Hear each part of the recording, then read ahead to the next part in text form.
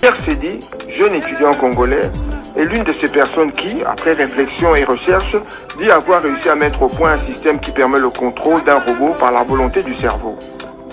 Finaliste en génie informatique à la faculté polytechnique de l'université de Kinshasa, Pierre Sedi a mis au point ce système, une interface développée dans le cadre de ses travaux de fin d'études.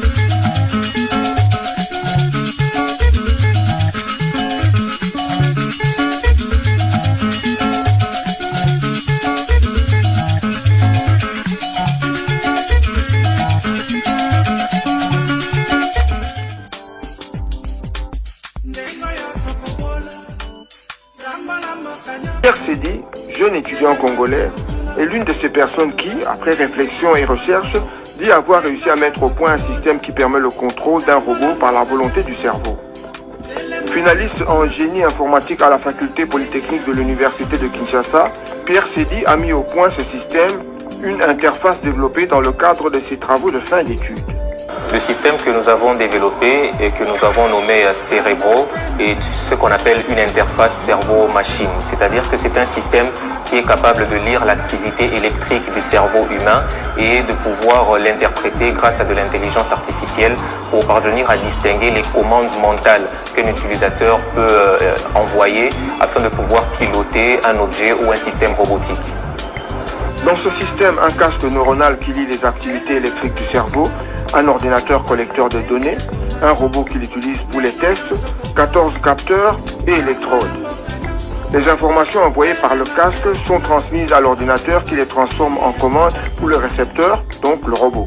Actuellement, les interfaces cerveau-machine sont en cours de développement dans les laboratoires des grandes universités du monde pour pouvoir permettre aux personnes handicapées et principalement les handicapés sévères, notamment les tétraplégiques, donc des gens qui n'ont plus usage de leurs mains ou de leurs pieds, de pouvoir arriver à continuer quand même de contrôler des objets de leur environnement et ce directement à partir de leur cerveau. Dans un pays où la recherche scientifique n'est pas la priorité du gouvernement ou encore des investisseurs potentiels, les challenges sont énormes pour ce jeune inventeur. Lorsqu'on développe une interface cerveau-machine, le premier challenge se situe au niveau du coût d'acquisition des matériels parce que les matériels pour cette recherche coûtent très cher, que ce soit logiciel comme matériel hardware, ça coûte très cher et ça c'est le premier défi à relever lorsqu'on veut réaliser une interface cerveau-machine. Le cas que nous avons ici aujourd'hui de l'ingénieur Sedi qui a mis en place son système de commande d'un robot par la pensée montre bien que nous avons, malgré des conditions quasiment difficiles, la possibilité d'avoir des jeunes qui sont capables de faire différentes choses. S'il y a un appel à faire aux autorités, c'est ce que j'ai dit, il faut qu'ils investissent dans la recherche, dans la formation des ingénieurs de haut niveau, parce que toute la croissance économique et sociale de chaque pays repose sur la qualité de ces ingénieurs, qui doivent être en très grand nombre.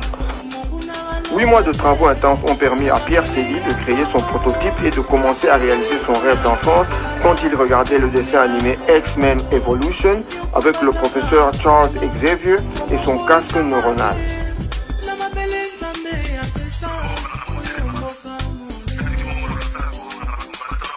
Pierre Sedi, jeune étudiant congolais, est l'une de ces personnes qui, après réflexion et recherche, dit avoir réussi à mettre au point un système qui permet le contrôle d'un robot par la volonté du cerveau. Finaliste en génie informatique à la faculté polytechnique de l'université de Kinshasa, Pierre Sedi a mis au point ce système, une interface développée dans le cadre de ses travaux de fin d'études.